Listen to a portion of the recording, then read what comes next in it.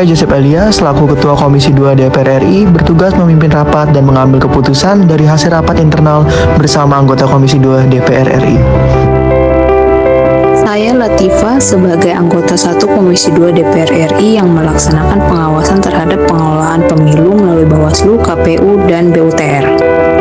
Saya Delia Safira sebagai anggota 2 Komisi 2 DPR RI yang melaksanakan pengawasan terhadap pemerintah dalam pelaksanaan pemilu.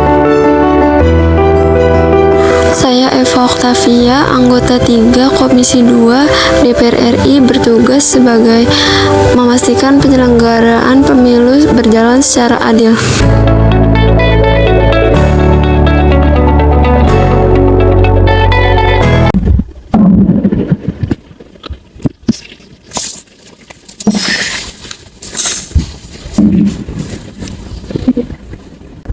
Selamat pagi rekan-rekan Komisi 2 DPR RI.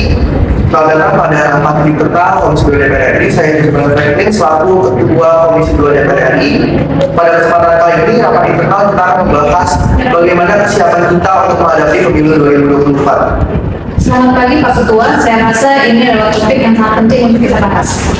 Saya setuju, pemilu adalah fondasi demokrasi kita dan kita harus memastikan bahwa proses partisipasi pemilu ini harus berjalan dengan baik dan lancar. Apakah ada masalah tertentu yang perlu kita bahas hari ini? Ya, sebenarnya saya mengumpulkan teman-teman pada hari ini banyak pembahasan yang akan kita bahas terkait bagaimana kesiapan dan juga kelayakan pemilu di tahun 2024. Apakah mereka telah melakukan persiapan dengan baik? Saya mendengar ada beberapa masalah terkait infrastruktur dan logistik di beberapa daerah. Mungkin kita perlu memeriksa hal ini lebih lanjut.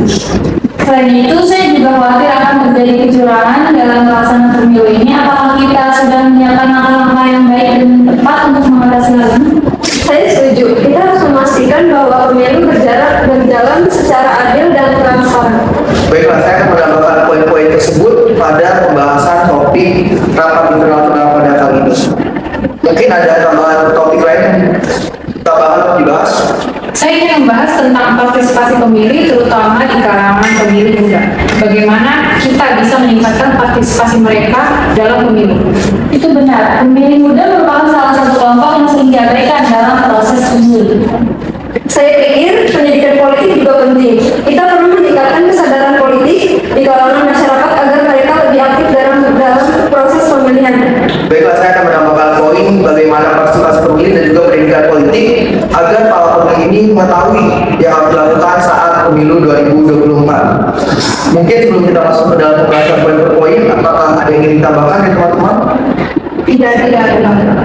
Baiklah, jika sudah tidak ada yang ingin ditambahkan, mari kita bahas poin pertama, yaitu kesiapan penyelenggaraan pemilu tahun 2024. Apakah ada laporan terbaru dan terupdate terkait kasus dan juga pemilihan umum 2024 kali ini? Ya, saya telah berbicara dengan beberapa petugas pemilu di daerah saya, dan mereka mengatakan bahwa persiapan pemilu sedang berjalan dengan baik. Namun masih ada beberapa daerah yang mengalami kendala dalam pengadaan logistik dan infrastruktur. Jadi berdasarkan hasil laporan pengawasan dari Bawaslu, terdapat surat suara rusak di 127 kabupaten atau kota dan 61 kabupaten atau kota.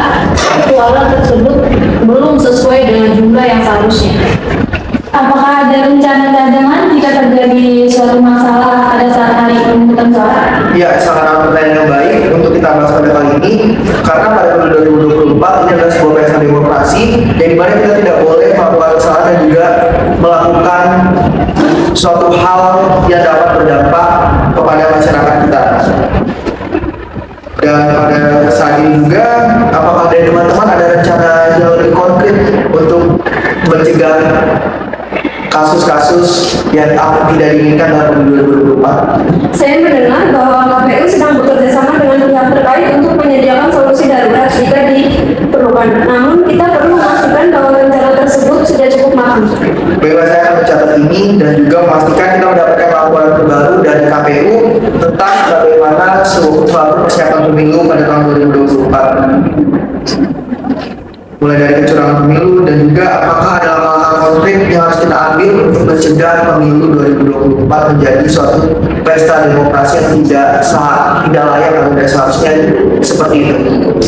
Ya, salah satu ada langkah yang telah diambil adalah peningkatan pengawasan oleh lembaga terkait, yaitu lembaga Bawaslu. Selain itu, penggunaan teknologi juga dapat membantu dalam mengatasi kecurangan tersebut. Kita bisa menggunakan sistem e-voting dan pemantauan CCTV di TPS. Namun kita juga perlu memastikan bahwa petugas pemilu dilengkapi dengan pelatihan yang memadai untuk mengidentifikasi dan melaporkan kecurangan. Ya, saya setuju dengan saran dari rekan-rekan di mana kita harus melakukan pelatihan dan juga suatu pembukaan agar pemilu ini menjadi suatu pemilu yang berintegritas dan juga suatu pemilu yang memang jujur dan adil untuk kita semua. Mungkin selanjutnya kita akan bahas poin ketiga, yaitu tentang partisipasi pemula atau partisipasi di kalangan muda. Rapat pun terus berlanjut dan menuai dinamika pro kontra antara sesama anggota pada saat rapat internal Komisi 2 DPR RI. Jadi untuk kali ini saya akhiri. Mungkin apabila banyak kesalahan kata dan juga kesalahan tindakan, saya ucapkan mohon maaf dan saya ucapkan terima kasih kepada teman-teman Komisi 2 yang sudah menyempatkan waktunya untuk menghadiri rapat internal Komisi 2 DPR. Mungkin sekian dari saya. Wassalamualaikum warahmatullahi wabarakatuh.